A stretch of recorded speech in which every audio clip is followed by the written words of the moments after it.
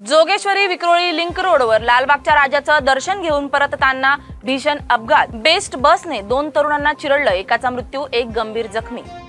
वसईतील काश्मीरा पोलिसांची Tarzan dance बारवर धाड, गुप्त ठिकाणी लपलेल्या 5 बारबालांची पोलिसांकडून सुटका।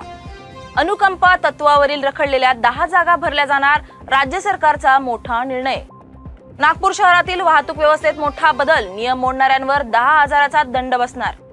दारूच्या नशेत चालक, स्कूल बसची डिवायडरला धडक, चिमुकल्यांच्या जीवाशी खेळ करणारा अटकेत। मीरा भाईंदर मधील घटना। कोकणातील तळेरे गगनबावडा कोल्हापूर महामार्ग 12 सप्टेंबर पर्यंत बंद, 2 घाटांकडे पर्यायी वाहतूक वळवली। कळवण तालुक्यातील कनाशी आदिवासी आश्रमशाळेतील 51 विद्यार्थिनींची तब्येत बिघडली, विषबाधा झाल्याचा संशय। मुंबईतील पश्चिम रेल्वे महामार्गावर रविवारी 5 तासांचा जम्बो मेगा ब्लॉक, सकाळी 10 वाजल्यापासून ते दुपारी 3 वाजेपर्यंत ब्लॉक। मुंबईत आजपासून पावसाचा जोर वाढणार, मुंबईसह मुंबई उपनगरात शुक्रवारी शनिवारी मुसळधार पाऊस पडेल, हवामान विभागाचा अंदाज। जगप्रसिद्ध इटलीचे फॅशन उद्योजक जॉर्जिओ अरमानी यांचं 51व्या वर्षी वृद्धापकाळानं निधन, अखेरच्या दिवसापर्यंत त्यांच्या कंपनीचा अनेक प्रकल्पांमध्ये सहभाग।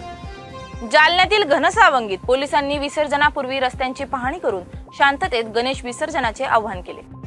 जळगावात गणेश विसर्जनाच्या पार्श्वभूमीवर पोलीस अधीक्षकांच्या नेतृत्वाखाली रूट मार्च काढून सुरक्षा व्यवस्था मजबूत करण्यात आली।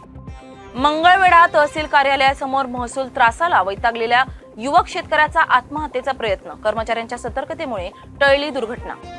नेपाळ सरकारने नोंदणी नसलेल्या सोशल मीडिया साइट्स देशात बंद करण्याचा घेतला निर्णय, मेटाला सुद्धा बंदी।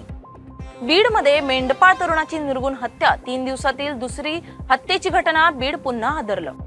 बहुसदस्यीय प्रभागामुळे नागरिकांना समस्या मांडण्यासाठी कोणत्या नगरसेवकाकडे जावे हे समजत नाही, वंदना चव्हाण यांचं वक्तव्य। परळीतील राणी लक्ष्मीबाई टॉवर परिसरात मनोज जरांगे यांच्या अभिनंदनाचे बॅनर झळकले, संघर्ष योद्धा मनोज दादा जरांगे पाटील आपले जाहीर आभार, असे आशय।